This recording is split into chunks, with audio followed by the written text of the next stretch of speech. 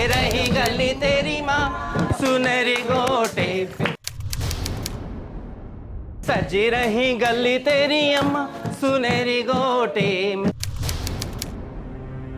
अम्मा तेरे मुन्ने की अजब बहार, अम्मा तेरे मुन्ने की अजब है बात, चंदा जैसा मुखड़ा की जने जैसे हाथ, चंदा जैसा।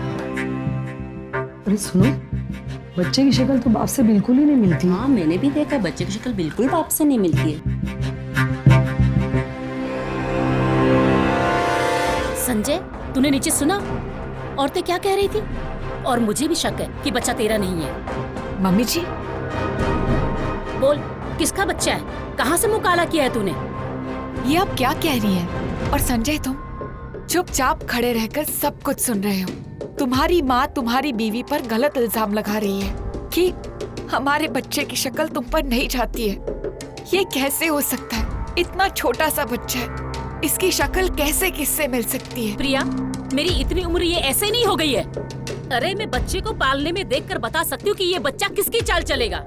संजय तुम मानो या ना मानो ये बच्चा तुम्हारा नहीं है। ठीक है तो तुम डीएनए टेस्ट करा लो और दूध का दूध पानी का पानी हो जाएगा। स्टॉप इट यार। मम्मी जी वैसे भी मुझे शुरू से तंग करती आई है क्योंकि मैंने दहेज नहीं लाया था, और अब तो इन्हें नया तरीका मिल गया है मुझ पर प्रेशर डालने का ताकि मैं वापस अपने मायके जाऊं। हे भगवान, अपना पाप छुपाने के लिए तुम मुझ पर इल्जाम लगा रही हो। Stop it please.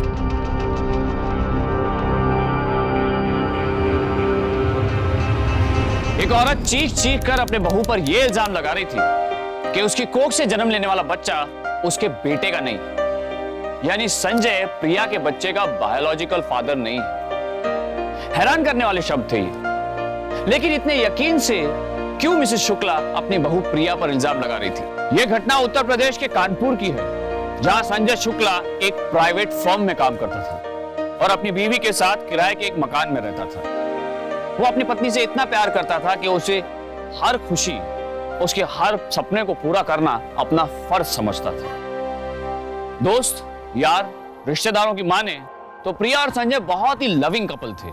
कभी किसी ने दोनों के बीच किसी भी तरह का मनमुटाव नहीं सुना था। तो फिर क्यों अचानक ऐसी घटना सामने आई कि उसकी मां ने अपने ही बेटे के प्यार और विश्वास को कटघरे में लाकर खड़ा कर दिया?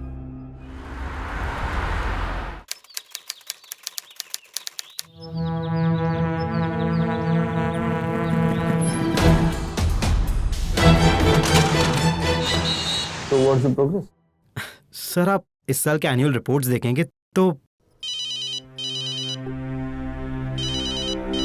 Sir, thank you sir. फिर आ गया इसका। हाँ प्रिया बोलो। हाय बेबी, क्या कर रहे हो? आज घर कितने बजे वापस आओगे? रोज जितने बजे आता हूँ उतने बजे आऊंगा ना। मैं मीटिंग में हूँ अभी। खाने में क्या बनाओ? मैं बाद में बात करता हूँ। ओके? पर उससे पहले तुम्हें मुझे कहना पड़ेगा कि यू लव मी। हाँ। हाँ से काम नहीं चलेगा। Say that you love me and followed by a kiss. प्रिया मैं फोन रखता हूँ, बाद में बात करते हैं। Okay? Fine. Love you, baby. Mwah. Sorry sir. तो should we continue? Yes sir.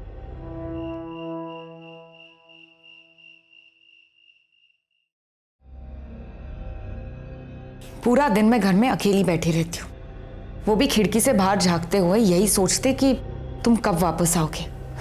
पर तुम हो कि तुम्हारे पास तो फुर्सत भी नहीं है मुझे कॉल करने की।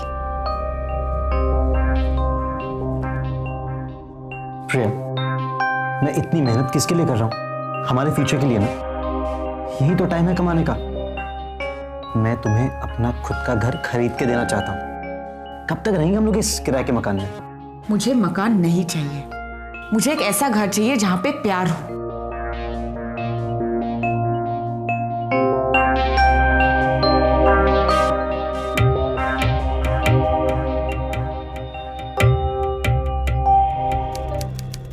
बेटा, लड़कियों की गोद शादी के 1 साल के अंदर भर जाती है। यहाँ तो 2 साल होने को आए।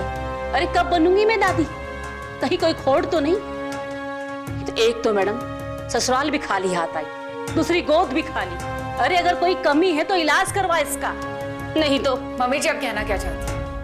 क्या आप संजय को मेरे खिलाफ भड़का रही है ये कह के कि अगर मुझे बच्चा नहीं हुआ तो मुझे छोड़ दे? तुम तो कम से कम चुप करो। और माँ, अगर बच्चा नहीं हो रहा है तो उसमें उसकी क्या गलती है? और अगर चेकअप होना ही है तो उसका क्यों?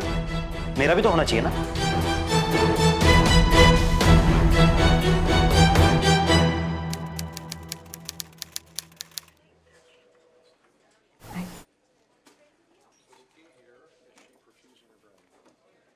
Sanjay, Priya, you are absolutely normal couple.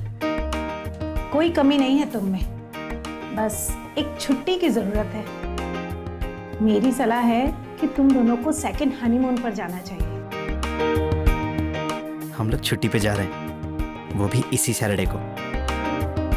चलो घर। घर नहीं, मार्केट। हॉलिडे शॉपिंग भी तो करनी है। Thank you doctor. Thank you doctor.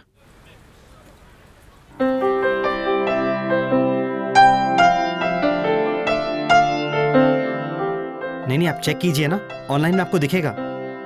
अरे आप देखिए तो सही, फाइल वही रखी है मैंने। अरे पर संजय, हाँ, नहीं क्यों? ओके।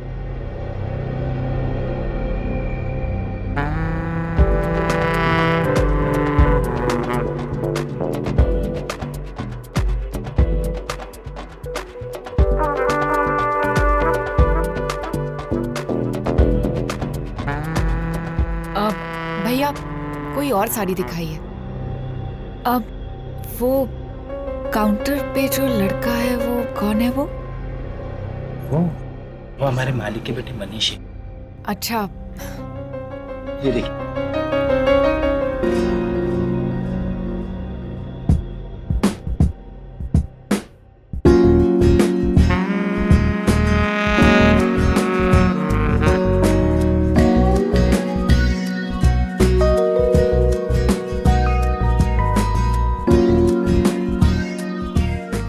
नहीं भैया, ये भी पसंद नहीं आए। कोई और? हाँ, ये वाली दिखाइए।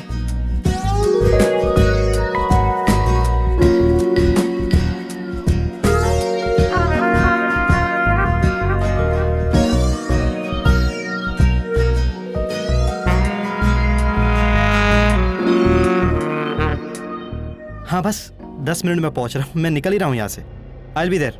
Okay okay okay. कैसी अच्छा लगी? सुनो, मैं वो टिकट्स बुक कर रहा था, कल की टिकट्स बुक हो चुकी है और ठीक शाम को 7 बजे हमें घर से निकलना है। ओके। और कोई साड़ी अच्छी लगी? ये वाली कैसी लग रही हो? तुमने पसंद की तो अच्छी होगी।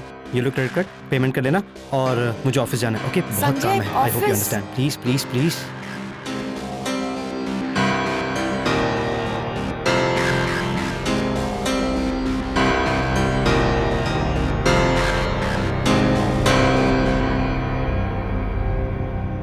Yes ma'am. मास्टर जी कहाँ पे? मुझे एक्चुअली ब्लाउजेस कल शाम तक ही चाहिए। मैम, इसी साड़ी के लिए ब्लाउज चाहिए आपको? जी। हाँ, हो जाएगा मैम। एक सेकेंड। हेलो, हाँ मास्टर जी। हाँ, एक ब्लाउज चाहिए था अर्जेंट आज। अरे कल वल कुछ नहीं, मैडम को कल बाहर जाना है। अरे मास्टर जी, चलो मैं एक काम करता हूँ, मैडम का माप और कपड़ा दोनों आपको भिजवा देता हूँ। ठीक है, तो आप भेज दो, लेकिन एक बात ध्यान रखना कि ब्लाउज बहुत अच्छे से सिलना। मैडम की तरफ से कोई कंप्लेन नहीं आनी चाहिए, ठीक है?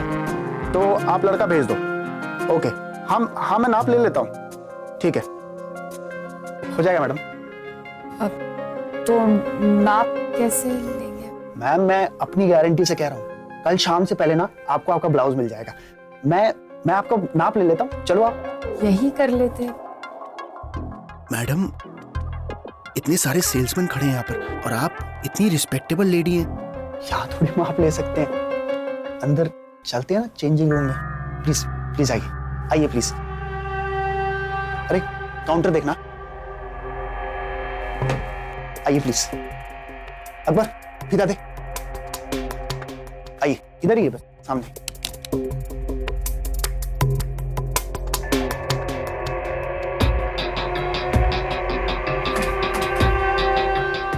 सॉरी, थोड़ा छोटा है, पर हमारे पास कोई और जगह नहीं है ना माप लेने के लिए, तो इधर ही आना पड़ता है। आप ले सकते हैं ना। नेक का ले लें पहले।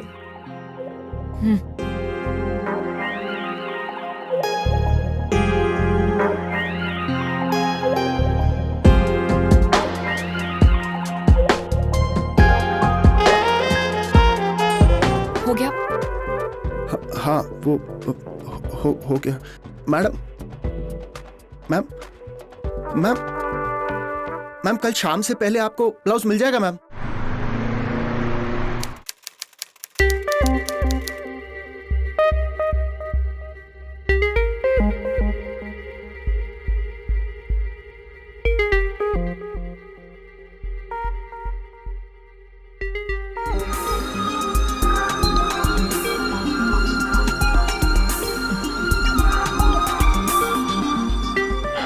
हेलो प्रिया।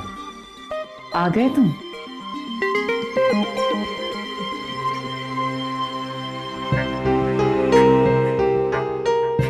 प्रिया, पेशेंस नहीं है। कल जा रहे हैं ना हनीमून पे हम लोग। फिलहाल ऑफिस का इतना काम पेंडिंग पड़ा है, मुझे वो सब खत्म करना है। ऑफिस का काम ऑफिस में ही छोड़ देते। मैंने सोचा घर आ जाता हूँ, तुम्हारी नजरों के सामने रहता हूँ, वरना फोन कर करके मेरा दिमाग खराब कर दोगी तुम।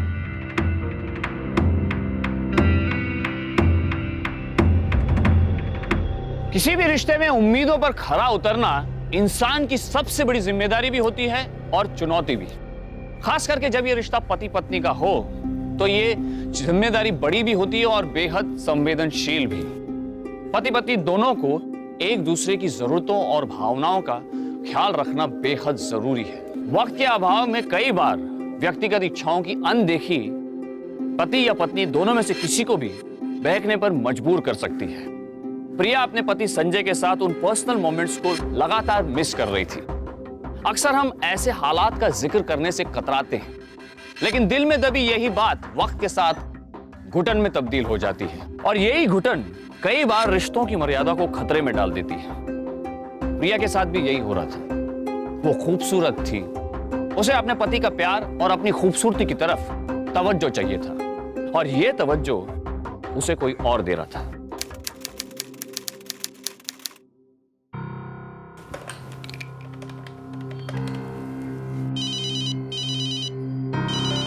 हेलो मनीष, मुझे मेरी ब्लाउजेस की डिलीवरी अभी तक नहीं मिली है।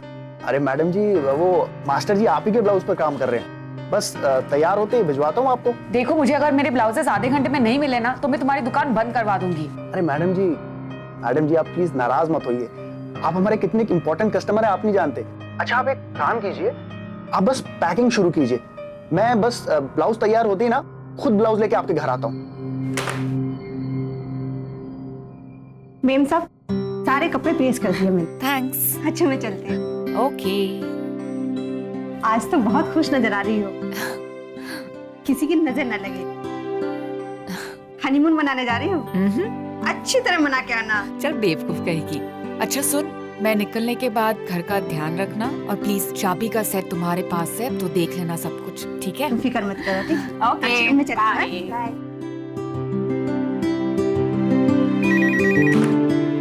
हेलो संजय, तुम अभी तक ऑफिस में ही हो?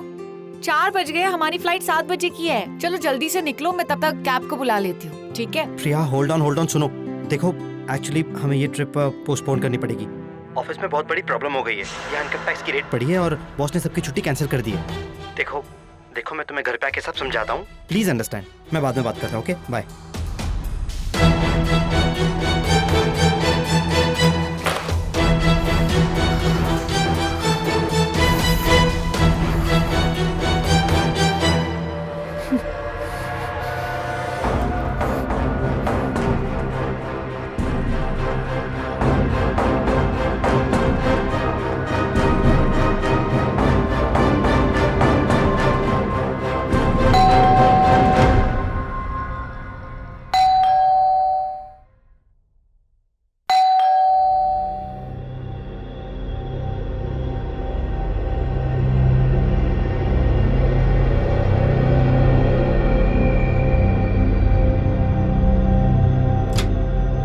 मैडम जी वो आपका ब्लाउज।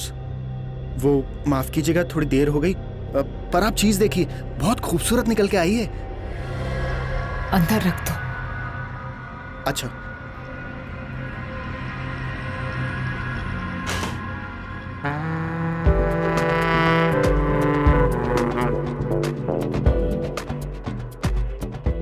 अरे ये क्या मैडम जी, आपने हमारी साड़ी ऐसी फेंक रखी है? आप तो कहीं जाने वाली थी ना, आप गई नहीं क्या? नहीं, माफ करना कि मैंने बेवजह आपको ब्लाउजेस की डिलीवरी के लिए प्रेशर डाल दिया। अरे कोई बात नहीं मैडम जी, आपने एक बार कहा था तो काम तो होना ही था। आप ना एक बार ब्लाउज का डिजाइन देखो, आप खुश हो जाओगे। क्या डिजाइन तैयार किया मैंने आपके लिए, एक बार जरा देखिए, देखिए ना क्या खूबसूरत चीज निकल के आई है। मैडम जी, चांद को संवारने का बस तो किसी में है नहीं, लेकिन हमने ना आपको संवारने के लिए ये नाकाम कोशिश की है। बस यूं समझ लीजिए मैडम जी कि हमने पूरा दिल लगाकर काम किया है आपकी खूबसूरती को और निखारने के लिए। आप प्लीज अगर एक बार ट्राई करके देखें तो आपको वापस दुकान पर भी आने की जरूरत नहीं है पड़ेगी। अगर कुछ प्रॉब्लम होगी तो अब ट्राई करके रुको।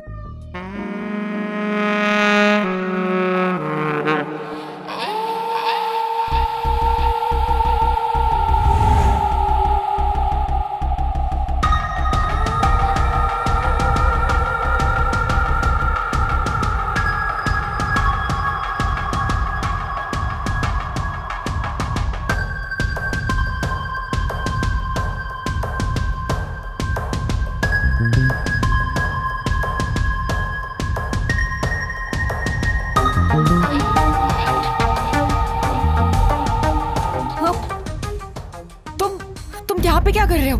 तुम अरे वो मैडम जी, वो देर हो रही थी, हमें निकलना था, तो वो ब्लाउज की फिटिंग अगर चेक कर लेते तो। अरे मैडम जी, हमसे क्या शर्माना, हमारा तो ये रोज का ही काम है। अगर अभी चेक कर लेंगे ना तो बाद में कोई प्रॉब्लम नहीं आएगी। एक बार चेक कर ले मैडम जी।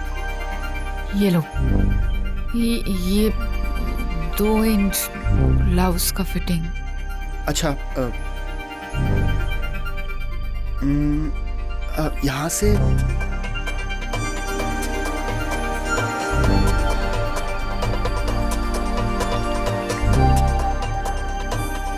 मैडम जी, शायद किसी ने आपको बताया नहीं है।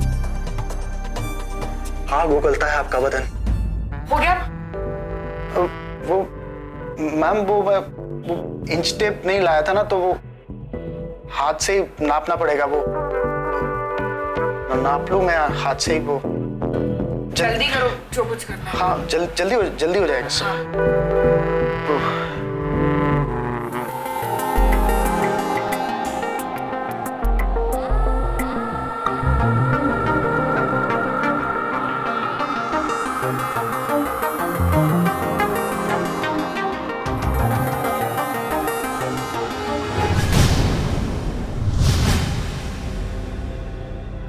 क्या हो रही है? वो सर, वो मैडम का ब्लाउज का माप लेने आए थे। वो अब मैडम, वो नाप ठीक है अभी? वो नाप ले रहा था ब्लाउज का। Okay, carry on. तुम फ्री हो जाओ, हम बाद में बात करते हैं। क्या मैडम, आपके पतिदेव भी कुछ नहीं बोला, चुपचाप चले गए? मैं उनकी जगह होता ना तो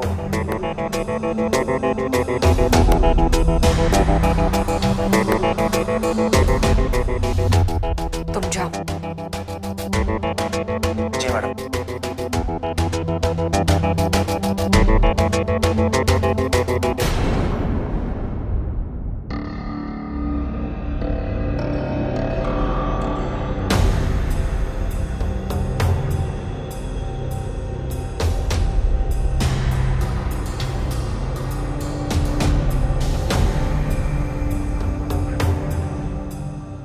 श्रेया,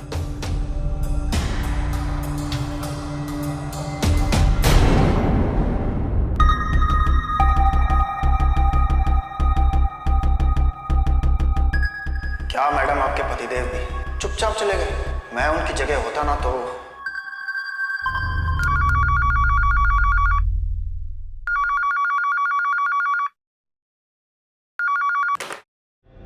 हेलो। मैडम जी, मैं वो मनीष बोल रहा था, वो साड़ी की दुकान से। उस दिन वो सर जी आ गए थे तो वो ब्लाउज की फिटिंग चेक नहीं हो पाई थी ना, तो मैं सोच रहा था कि अगर आप इधर ही वो साड़ी और ब्लाउज ले आते तो इधर ही मैं फिटिंग कर देता। मेरे घर पे ही आप आ जाते तो कॉफ़ी भी हो जाती और वो फिटिंग भी जल्दी कर देता मैं। अब ज़्यादा टाइम भी नहीं लूँगा मैं आपका, अगर आप आ जाओगे तो। आप आ जाओगे ना? आपके घर से बहुत पास ही है मेरा घर।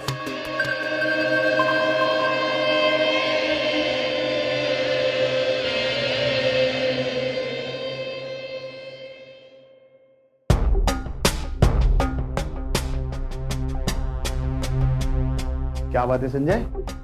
Hello sir. आज तुम्हारे घर से फोन नहीं आया, रिकॉर्ड टूट गया भाई। सर वो वाइफ थोड़ा नाराज है। एक्चुअली घूमने जाने का प्लान था और प्लान कैंसिल हो गया, इसलिए सर मैं खुद उसके कॉल्स मिस करता हूँ। सर सच बताऊँ, मैं अपनी वाइफ से बहुत प्यार करता हूँ। I understand. तुम एक काम करो, अगले हफ्ते छुट्टी ले लो और जाओ। अभी जाके तुम्हारी वाइफ को फोन करो, नितिन तुम्हारा काम संभालेगा। तुम अच्छे नहीं लगते जब तक भाभी जी तुम्हें फोन करके तंग ना करे।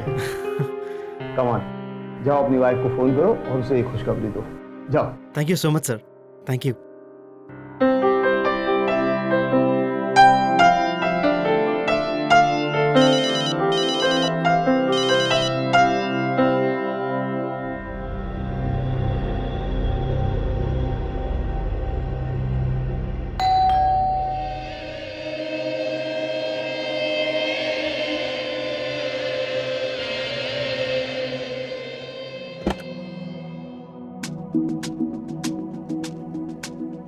हेलो मैडम जी, आइए प्लीज, अंदर आइए।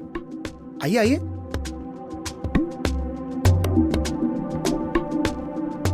अपना ही घर समझिए इसे। आइए अंदर आइए, कोई प्रॉब्लम नहीं है।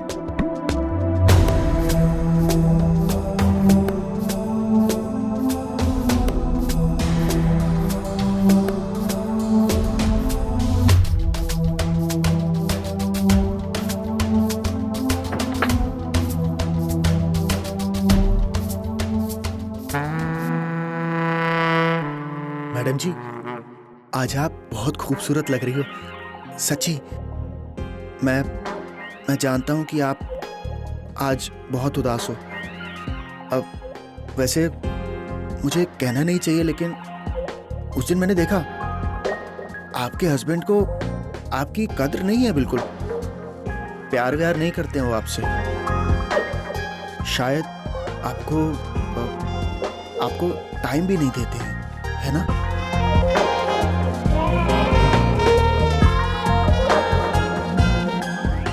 मैडम जी,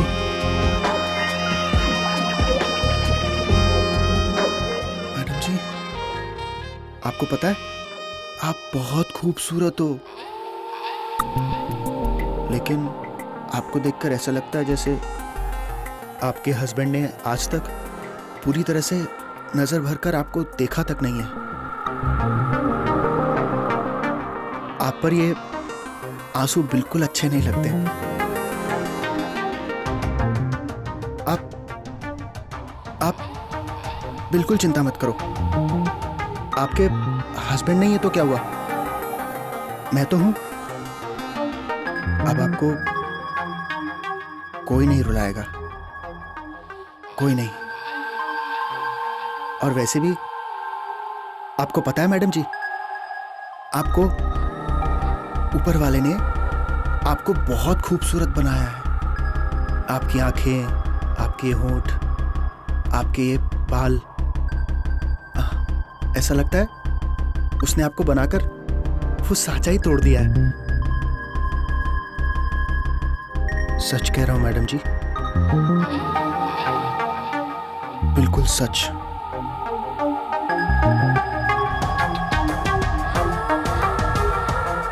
मैडम जी, अब हम हमेशा साथ रहेंगे, ठीक है मैडम जी?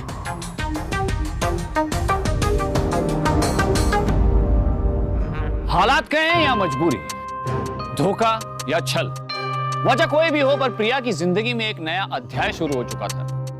एक नई कहानी ने जन्म ले लिया था जिसका नाम था मनीष। शादी के वक्त पति पत्नी के साथ 7 फेरे लेकर यह वचन लेती है कि वो जीवन भर उसके साथ वफा करेगी। यही वचन पति भी लेता है, लेकिन वफा, ईमानदारी, लॉयल्टी, इन शब्दों की परिभाषा क्या है? कौन तय करता है? हेलो सुनो ना, मुझे मिलना है तुमसे थोड़ी देर के लिए। मनीष, तुम्हारा दिमाग खराब हो गया। संजय घर पर है अभी।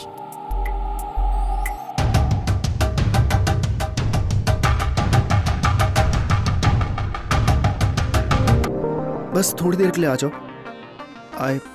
आई लव यू ना। मनीष, फोन रखो, मैं अभी तुमसे नहीं मिल सकती। अगर तुम नहीं आ सकती तो मैं आ जाऊं? मनीष, मैं आ रहा हूं। प्रिया, प्रिया, प्रिया ठीक तो हो तुम? हाँ, एक्चुअली मेरा पेट थोड़ा खराब है, इसीलिए बस। तो डॉक्टर के पास चले? नहीं, मैं ठीक हूँ अब। श्योर। या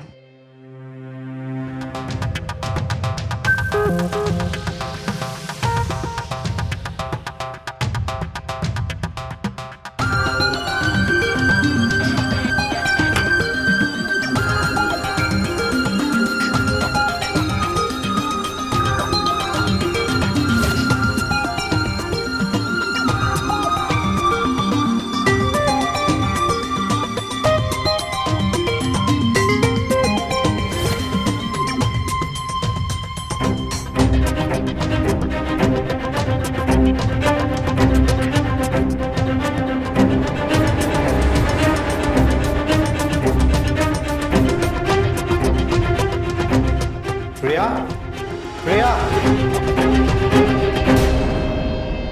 सॉरी, मेरा Are you okay? मेरा एक्चुअली स्टमक थोड़ा सा अपसेट है, सो जस्ट। बता ना, फिर तुम्हें ऑफिस के लिए लेट हो जाएगा। ये क्यों खुला? अब अरे तुम अभी तो कह रहे थे ना कि ऑफिस के लिए तुम लेट हो रहे हो।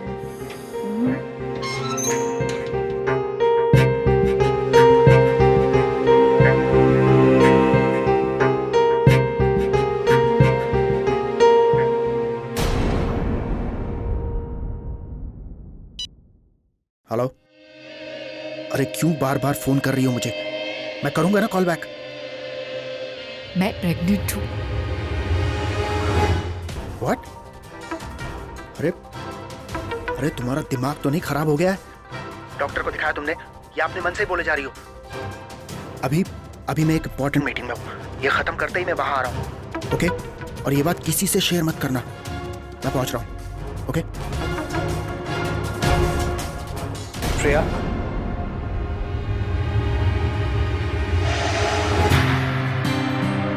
तुमने मुझे बताया नहीं कि आई एम सो हैप्पी।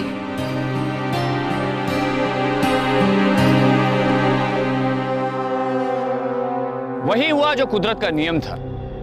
प्रिया मां बनने वाली थी, और एक मां ही बता सकती है कि उसकी कोख से जन्म लेने वाला बच्चा किसका है। और इसलिए प्रिया जानती थी कि यह बच्चा संजय का नहीं, मनीष का है। पर प्रिया इस बात से हैरान परेशान थी जब मनीष को उसकी प्रेगनेंसी के बारे में पता चला तो उसका रवैया एक झटके में बदल गया। जबकि दूसरी ओर संजय को जब यह खबर पता लगी तो वो फूला नहीं समाया, क्योंकि उसे ऐसा लग रहा था कि वो बाप बनने वाला है।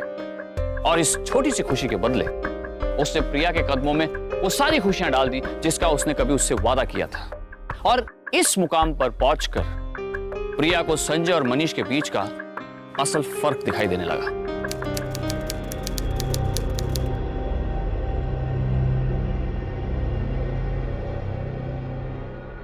प्रिया, ये क्या है? तुम्हारा सपना और अब हमारा सपना आने वाले इस मेहमान के लिए। हमारे घर के पेपर्स, वो घर जिसका सपना तुमने और मैंने मिलकर देखा था। प्रिया, मैं मानता हूं कि मैंने तुमसे तुम्हारा वक्त चुराया है, पर वो सिर्फ तुम्हें सुख देने के लिए। सच, और ये तोहफा देके तो तुमने मुझे खरीद ही लिया। Thank you.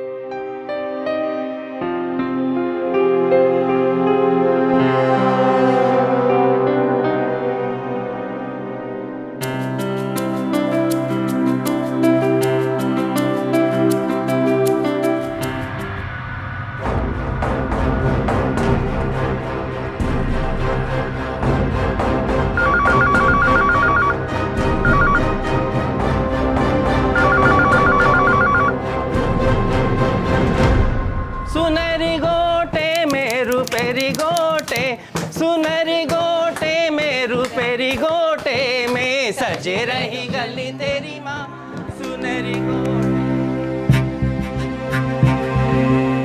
अरे सुनो, बच्चे की शक्ल तो बाप से बिल्कुल ही नहीं मिलती। हाँ मैंने भी देखा, बच्चे की शक्ल बिल्कुल बाप से नहीं मिलती है।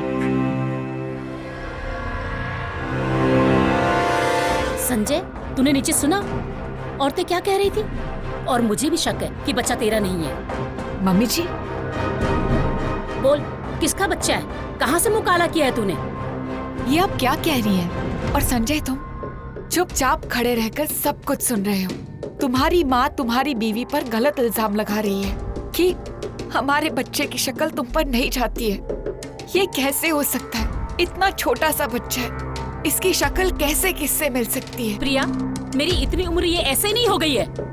अरे मैं बच्चे को पालने में देखकर बता सकती हूँ कि ये बच्चा किसकी चाल चलेगा। संजय तुम मानो या ना मानो ये बच्चा तुम्हारा नहीं है। ठीक है तो तुम डीएनए टेस्ट करा लो और दूध का दूध पानी का पानी हो जाएगा। स्टॉप इट यार। मम्मी जी वैसे भी मुझे शुरू से तंग करती आई है क्योंकि मैंने दहेज नहीं लाया था, और अब तो इन्हें नया तरीका मिल गया है मुझ पर प्रेशर डालने का ताकि मैं वापस अपने मायके जाऊं। हे भगवान, अपना पाप छुपाने के लिए तुम मुझ पर इल्जाम लगा रही हो। Stop it please.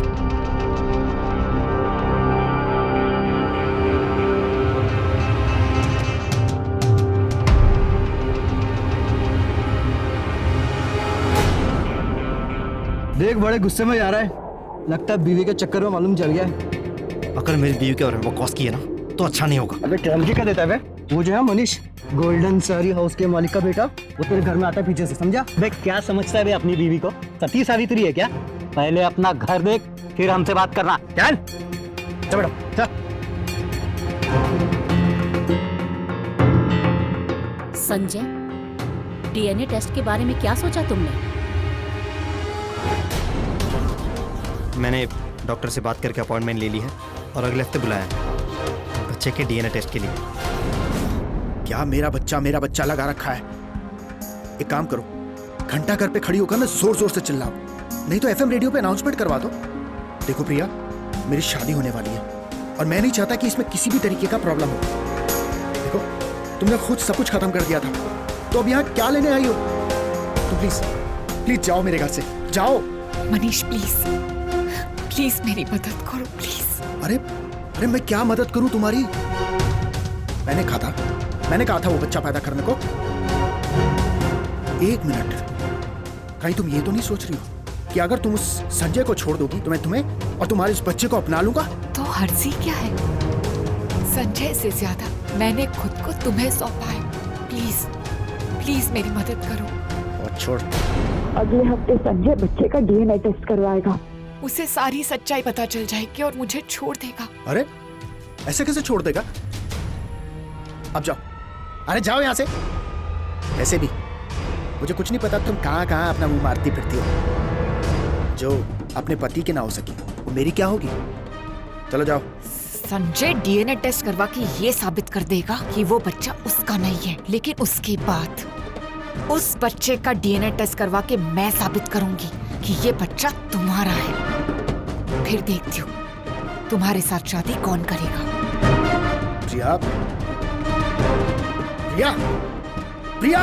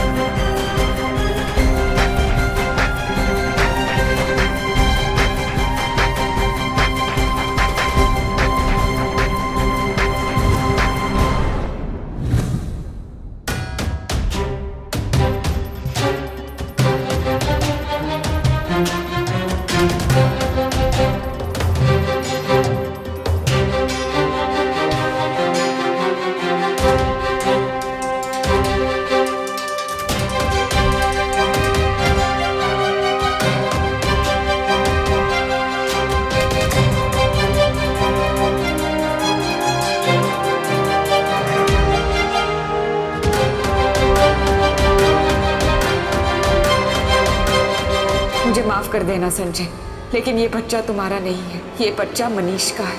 मुझसे बहुत बड़ी गलती हो गई थी। तुम डीएनए टेस्ट करवाओगे, उससे तुम्हारी बदनामी भी होगी, इसीलिए मैं जा रही हूँ। इस बच्चे को तुम्हारी जिंदगी से दूर लेकर।